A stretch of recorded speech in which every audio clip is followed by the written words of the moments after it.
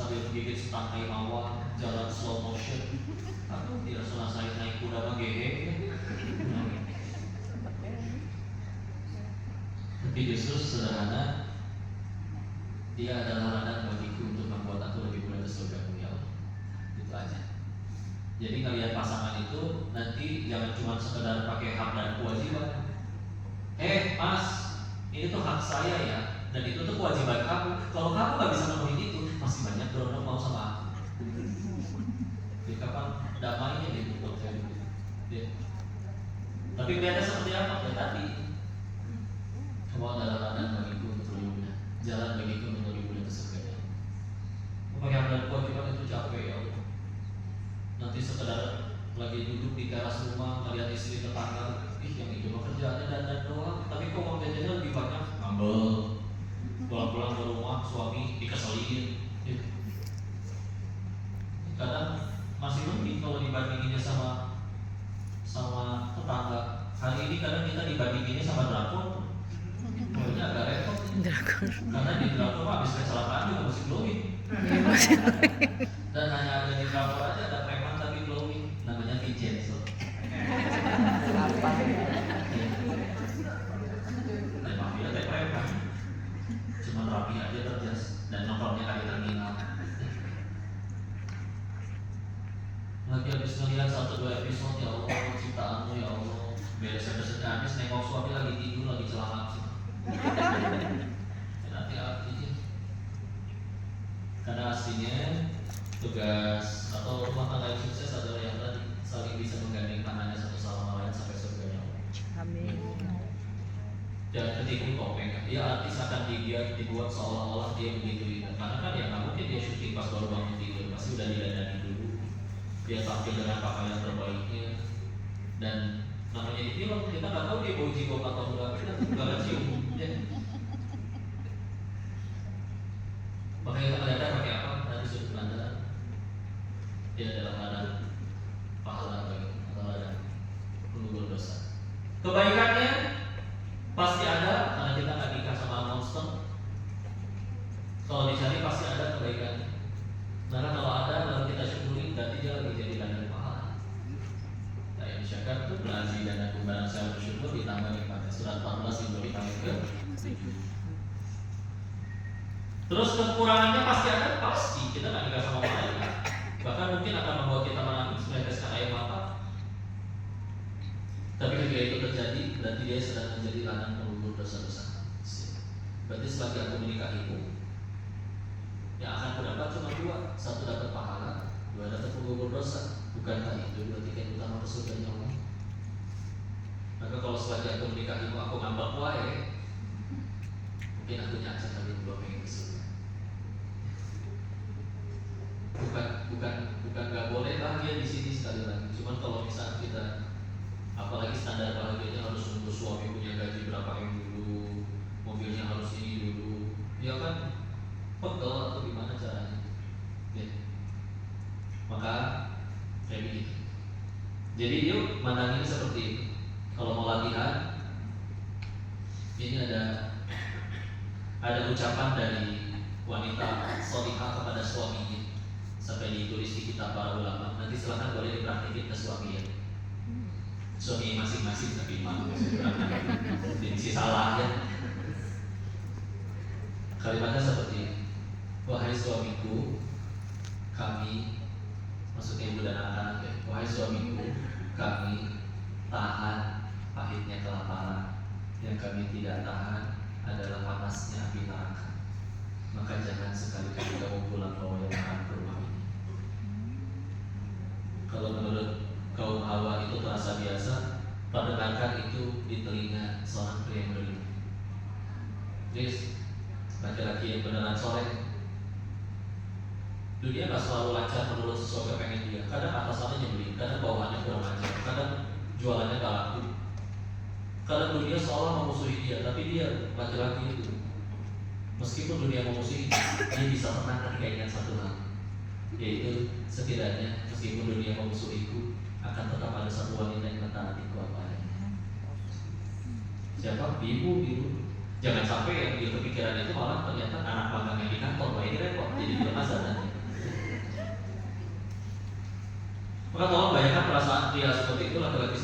begitu nyampe rumah ternyata suara istrinya lebih berisik dari sound korek. Nah ini ada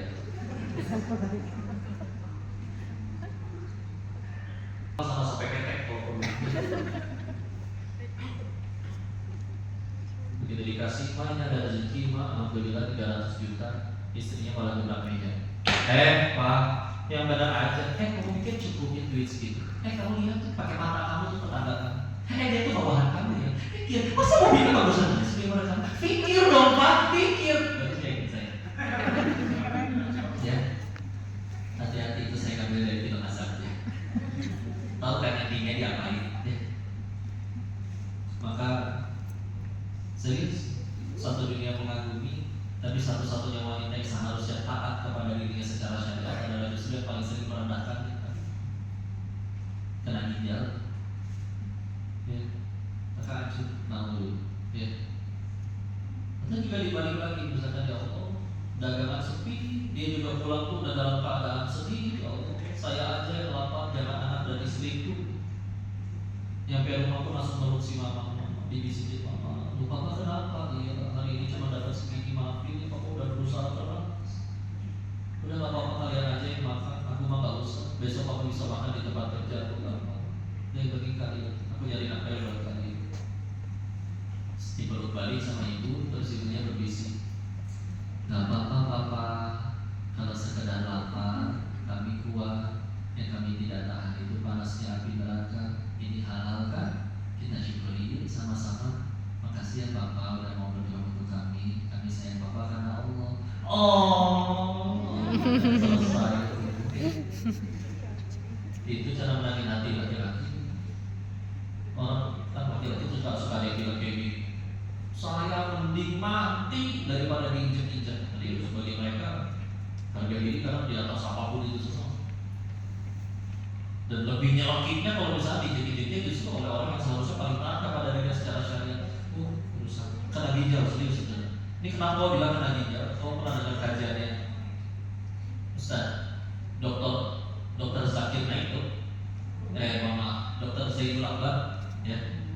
Beliau cerita lagi di bandara sambil nunggu pesawat, ada jemaah yang satu pesawat ya ngobrol akhirnya. Jadi pas lagi ngobrol, cerita lah, "Dok, suami saya sakit ginjal, mesti gimana?" Ya udah, beliau jawab dari sudut pandang medis dulu. Makan ini, minum ini, gak boleh makan ini, gak boleh minum ini, terus pola hidup apa segala macam seperti itu sesuai keilmuan. Tapi ternyata udah semua Dok, tapi masih sakit. Terus gimana lagi? Kita dokter Zainulnya nanya ke si ibu, "Ibu, saya pengen nanya sesuatu, tapi ibu mohon maaf jangan tersinggung ya Bu ya." Ditanyanya kayak begini, "Ibu mohon maaf, ibu bagaimana perlakuan ibu kepada suami ibu?" Nangis ibunya. Dia kadang saya suka kebawa emosi. Dia beli sesuatu juga, ya meledak-ledak ini gak cukup dibandingin dengan itu dan segala macam. Ibu maaf ya, ini mau punten saya harus menyebut nama Dokter Zainul Akbarnya karena beliau yang dokter dan beliau yang tahu ilmunya. Tapi beliau bilang, "Betul kan, itu bisa kena ke ginjalnya."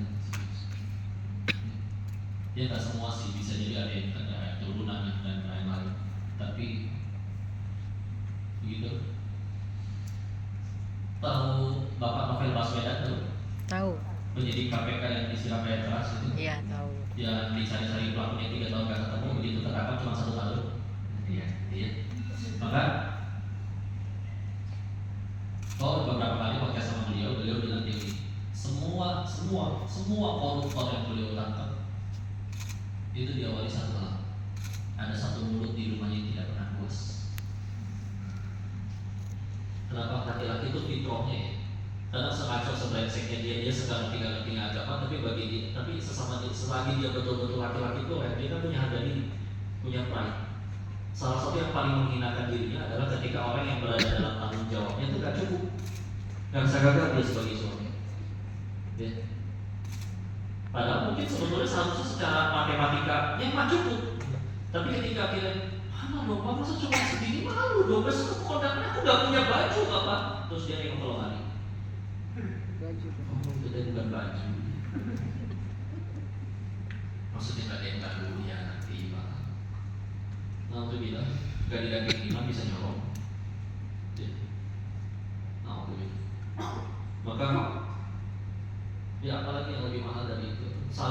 kita habis gitu. Ya. Sebisa mungkin, bahkan kalau bisa ya, ini maksud saran dari Bapak. Ketika dulu kita udah pengen nikahnya, apalagi yang ta'aruf, yang udah istiqoroh dulu, apakah kalau udah kayak begitu pasti di rumah tangannya nggak akan ada masalah? Pasti ada. Tapi kalau bisa iman sekali lagi usul izin hapus kata perceraian dari kamus kita. Ya. Seribut-ributnya jangan pernah berani dulu. Sil. Ya. Kasihan korban anak-anak. Meskipun iya cerai itu boleh dalam Islam, tapi itu hal-hal yang dibenci oleh Allah. Dan kalau memang harus ambil cara itu, punten, tolong titip satu syarat. Setelah bisa kita kembalikan semua. Contoh. Ada seorang istri yang dia setiap kali sholat punggungnya disetrika sama suaminya. Bisa, ya namanya juga film azab. Bisa. Jadi dia pengen pisah tuh dengan satu alasan. Saya pengen sholat tanpa disetrika, punggung saya kok udah habis nih dan ini. Maka kalau itu tujuannya, ya itu bisa jadi malah kita dukung. Jadi zolimi itu mah namanya malah. Tapi punten. Yang kalau kejadian yang sekarang makan punten. Kejadiannya kenapa ya? Karena ada yang lebih cantik, ada yang lebih tampan, ada yang lebih. Masa gara-gara itu? Yuk saling suka bikin kayak gitu coba ke pasangan. Misalnya pas lagi tidur, lihatin deh kalau pasangan lagi tidur, meskipun tidurnya sambil celana gitu. Kalau wanita ini setiap banyak orang rela mati demi dia, ayahnya, ibunya, rela mati untuk dia bahagia, adik-adiknya mungkin kakaknya. Terus atas nama syariat dia tinggalin orang-orang yang paling sayang sama dia hanya untuk dampingi laki-laki yang baru aku kenal tidak lebih lama daripada keluarga. Terus setelah dia meninggalkan keluarga, meninggalkan orang-orang yang sayang sama dia untuk pergi bersama keluarga menyakitinya, serius kita kayak gini. Nah, kita tadi laki-laki ngomongin harga diri, ini kita ngomongin harga diri juga. Serius kita orang sebrengsek itu. Serius ada orang bisa nggak jadi selingkuh cuma gara-gara punya harga diri. Bukan karena pelakuannya nggak cantik, bukan karena nggak ada yang goda, cuma aku nggak rela membiarkan aku jadi laki-laki sejinak itu. Serius. Itu iman betulan. Ya. Wanita ini dia pas mereka begitu. Wanita ini kalau mau berkarya dia juga bisa kok. Dia juga kuliah. Ya. Dia bisa kejar karirnya sendiri, terus atas nama syariat dia tinggalin itu semua buat di rumah dan harus rela kehilangan kebolehan tubuhnya demi melahirkan 4-5 anak kita. Terus begitu dia udah rela lakuin itu semua, setelah anak-anak yang magang di kantor, kita tinggalin itu. Udah jujur-jujuran ya kan, kita udah bapak-bapak nih di sana. Bapak-bapak